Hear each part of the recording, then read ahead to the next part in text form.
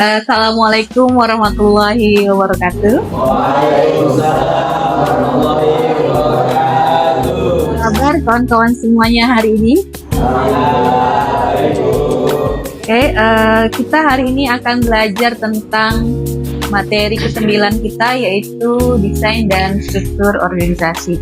Sebelum kita memulai perkuliahan, ada baiknya kita berdoa supaya perkuliahan ini diberikan kelancaran dan kemudahan oleh Allah Subhanahu wa Ta'ala. Berdoa dipersilahkan.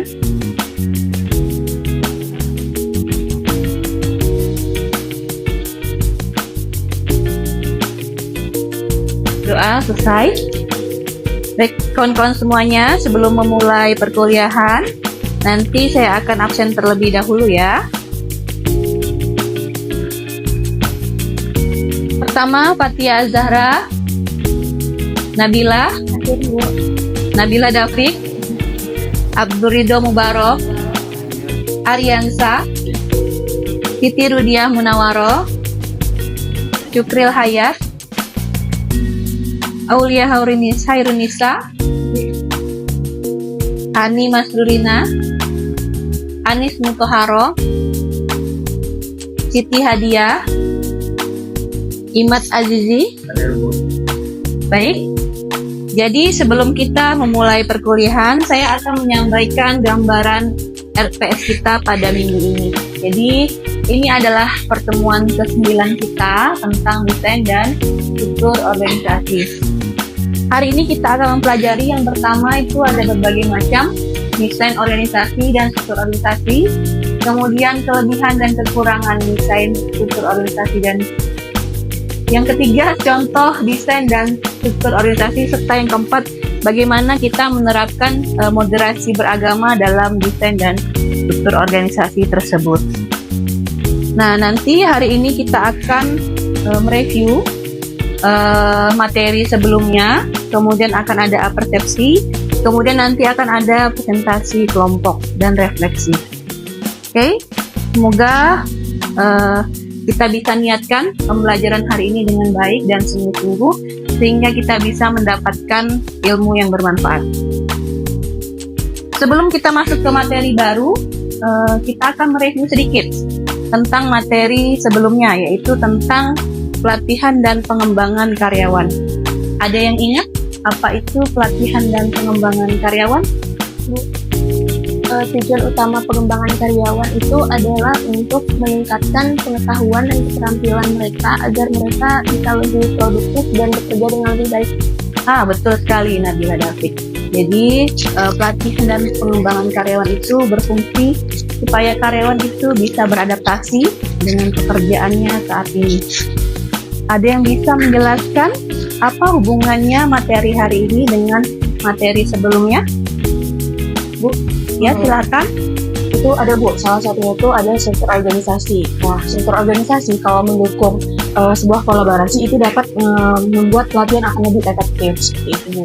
Ya, betul sekali Nabila Dafiq. Jadi pelatihan dan pengembangan itu sangat penting sekali ya.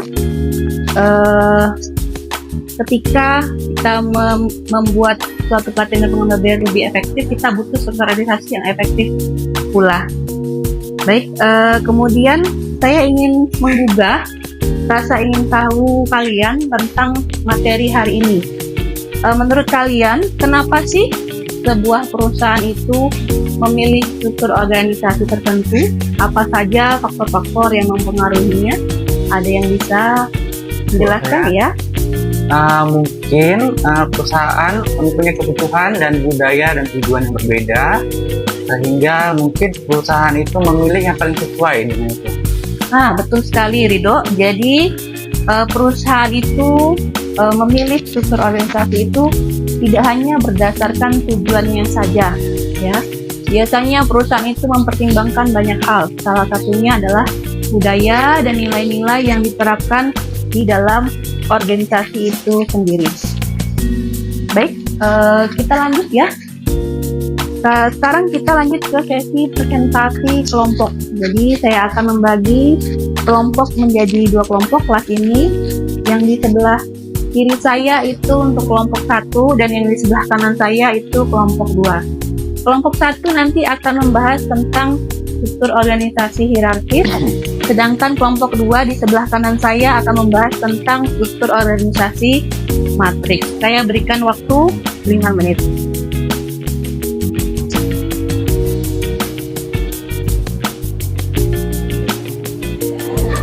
Baik, waktunya sudah habis. Silahkan kepada kelompok 1 untuk menjelaskan tentang struktur organisasi hierarkis. Waktu dan tempat saya persilahkan. Bismillahirrahmanirrahim. Kami kelompok 1 akan membahas struktur hierarkis. Hierarki adalah berbentuk piramida. Teman-teman tahu piramida? Nah, pada level yang jelas ini piramida itu perusahaan itu memiliki level yang jelas dari atas ke bawah. Nah, kelebihannya itu dari komunikasi yang lebih mudah dan juga pengawasan lebih ketat dan juga enak kan. Namun kekurangannya struktur ini juga bisa berjalan lambat karena harus melalui beberapa tingkatan. Terus struktur ini juga membuat inovasi berjalan dengan lambat. Baik, bagus sekali kelompok 1, beri tepuk tangannya. Jadi memang silahkan duduk. Jadi memang untuk struktur organisasi hierarkis ini biasanya digunakan untuk perusahaan yang besar dan membutuhkan kontrol yang lebih ketat. Oke, bagus sekali kelompok 1. Baik, kita lanjutkan kepada kelompok 2 tentang presentasi struktur organisasi matriks. Waktu dan tempat kami persilakan.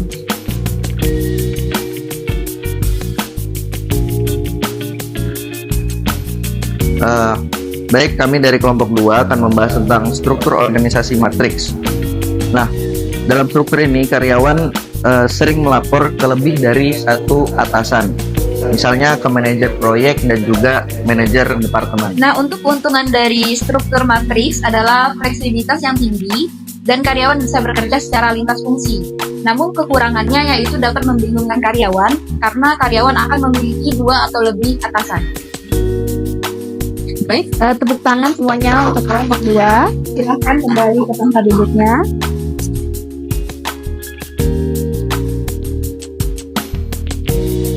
Baik, terima kasih kelompok 2. Seperti yang sudah dipaparkan oleh kelompok 2 sebelumnya, bahwa struktur organisasi matriks ini sifatnya lebih fleksibel dibandingkan dengan struktur organisasi hierarkis yang dipaparkan oleh kelompok 1 tadi.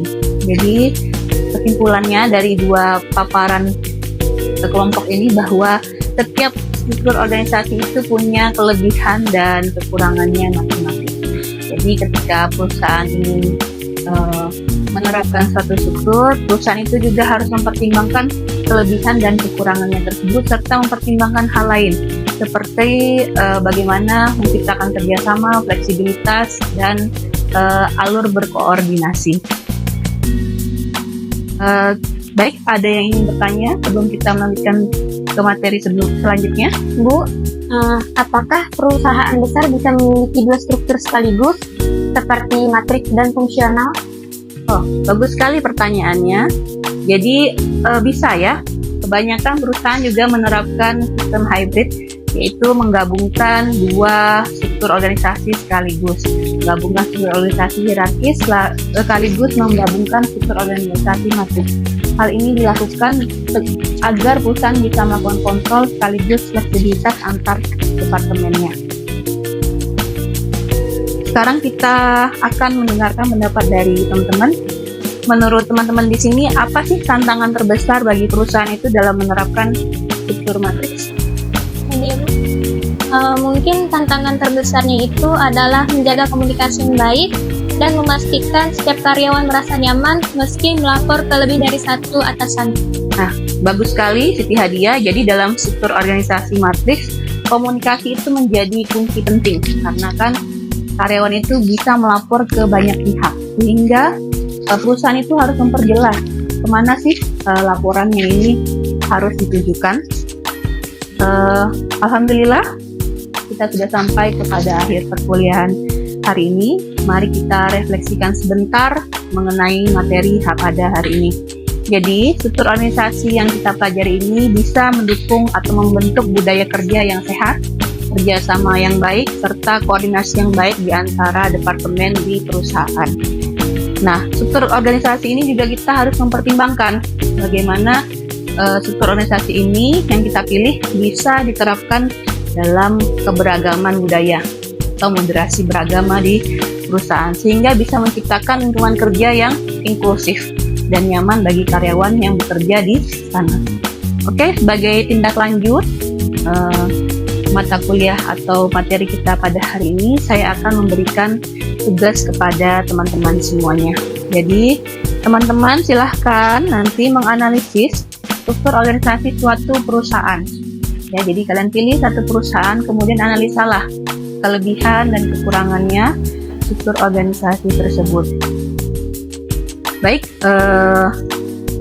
begitu nanti akan dikumpulkan tugasnya minggu depan.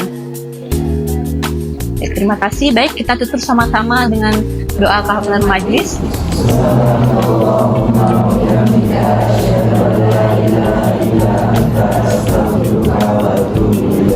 Lebih dan kurangnya mohon maaf. Kita bertemu lagi di minggu depan.